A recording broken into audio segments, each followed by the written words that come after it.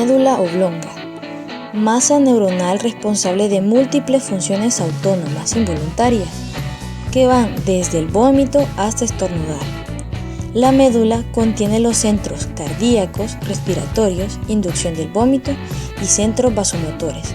Por lo tanto, se ocupa de las funciones autonómicas de la respiración, el ritmo cardíaco y la presión arterial.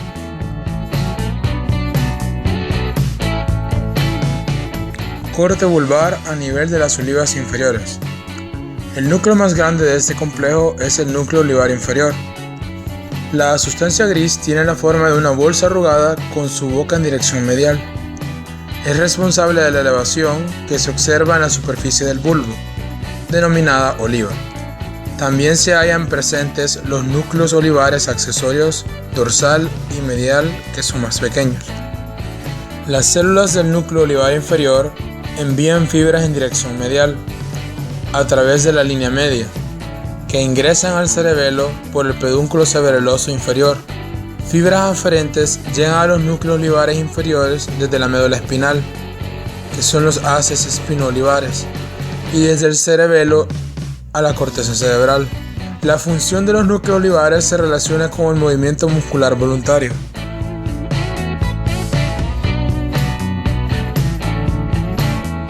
Cuarto ventrículo. Es una cavidad de forma irregular, situada en el romboencéfalo, entre la médula oblonga y la protuberancia, el mesencéfalo por delante y el cerebelo por detrás. Tracto espinocerebeloso posterior o dorsal. Se origina en la columna de Clark y las neuronas del asta dorsal. Termina sobre todo en el lado ipsilateral en el vermis. La parte intermedia y la parte lateral externa del lóbulo anterior y de forma bilateral en la pirámide, y los lóbulos adyacentes del hemisferio del lóbulo posterior. Transmite la información propioceptiva y esteroceptiva del miembro inferior. Fascículo longitudinal medial.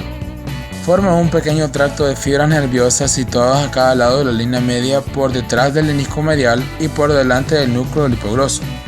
Consiste en fibras ascendentes y descendentes, las cuales están por debajo del cuarto ventrículo a cada lado de la línea media.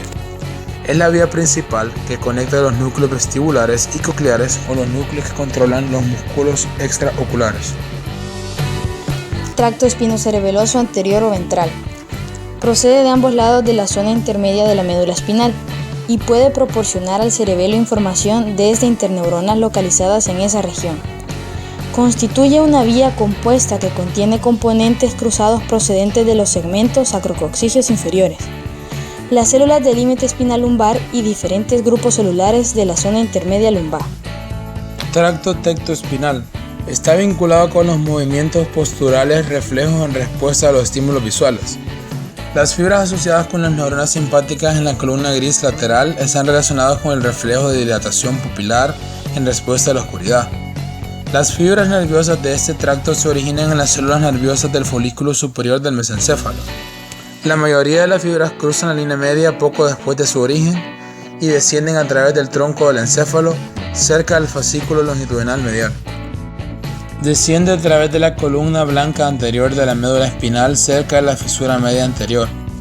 La mayoría de las fibras terminan en la columna gris anterior de los segmentos cervicales superiores de la médula espinal, estableciendo sinapsis con neuronas internuciales. Se cree que en estas fibras están vinculadas con los movimientos posturales reflejos en respuesta a estímulos visuales. Lemnisco espinal. Contiene las fibras nerviosas para el tronco y miembros, formado por el tracto espinotalámico lateral y ventral y el tracto espinotectal. Lemnisco medial. Forma un tracto aplanado a cada lado de la línea media por detrás de la pirámide.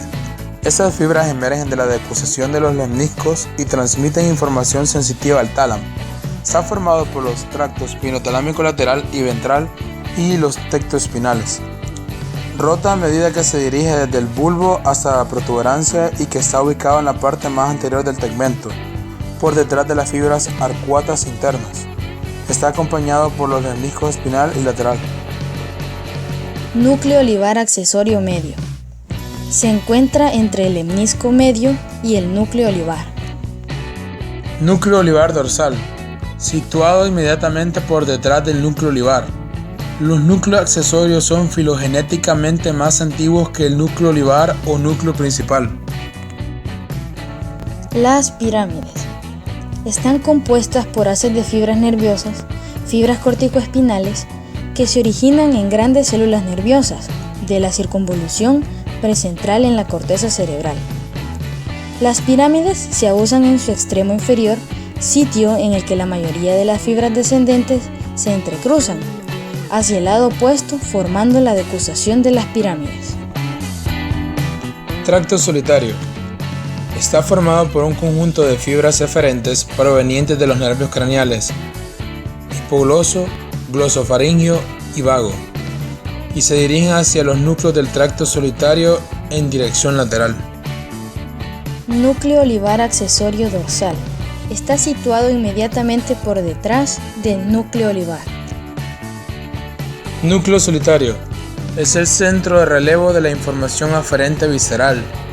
En el núcleo del tracto solitario es donde se establecen conexiones con otras estructuras cerebrales como el hipotálamo, el sistema límbico, la sustancia gris periacueductal, la amígdala, partes del córtex, que a su vez se conectan entre sí para formar la llamada red neuronal autonómica central. Esta red integrará las respuestas de control visceral. Por tanto, las vías eferentes del sistema nervioso autónomo salen de estos centros. Tienen una primera conexión con las neuronas parasimpáticas del tronco del encéfalo y después con las neuronas parasimpáticas de la región sacra y con las neuronas simpáticas de la región torocolumbar. Se relaciona con la sensibilidad visceral general y en especial con la función cardiorrespiratoria. Se divide en dos subnúcleos.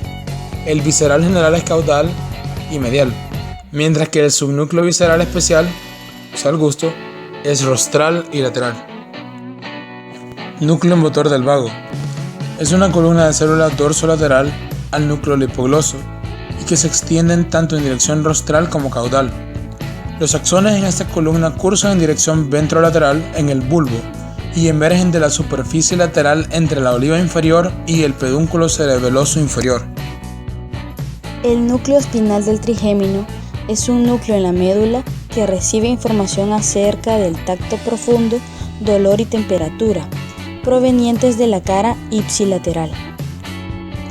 Tracto espinal del nervio trigémino. Las fibras nerviosas sensoriales de pequeño diámetro transmiten sensación de dolor y temperatura y recorren caudalmente el lado lateral de la base del cerebro a través del puente y la médula. Núcleo del 12º par craneal. Es el origen real del hipogloso mayor. Es un núcleo somatomotor ubicado en el bulbo raquídeo y que corresponde al ala blanca interna del piso del cuarto ventrículo.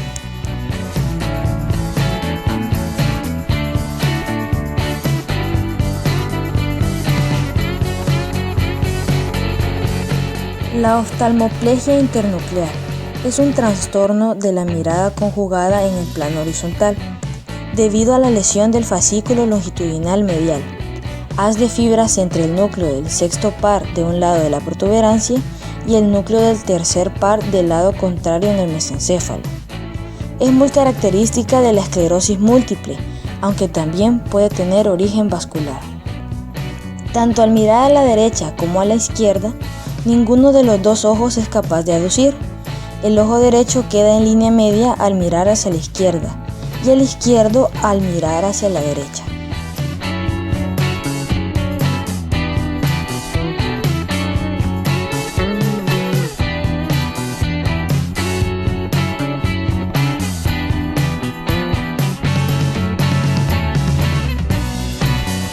Oftalmoplegia internuclear unilateral. En este caso, una lesión del fascículo longitudinal medial izquierdo provoca una limitación de la aducción del ojo izquierdo cuando el paciente mira hacia la derecha y un nistagmo en el ojo derecho. No presenta problemas en la mirada conjugada al mirar hacia la izquierda ni durante la convergencia.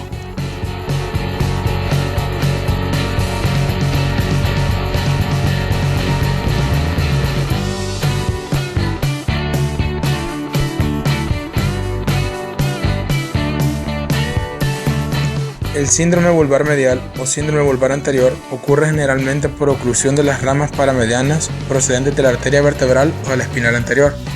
Afecta el territorio paramediano, que comprende el núcleo hipogloso, el fascículo longitudinal medial, el menisco medial, las pirámides y la parte medial del núcleo livar inferior. La causa más frecuente suele ser la arteriosclerosis. En el lado de la lesión, se presenta parálisis con atrofia de la mitad de la lengua, en el 12º par ipsilateral.